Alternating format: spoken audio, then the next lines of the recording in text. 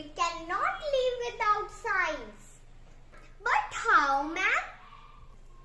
How do you know about time? By a watch. A watch is a miracle of science. And how do you wash clothes? In a washing machine. That too is a product of science. Now tell me, how your mother cooks food? On a gas stove and with the help of gas cylinder.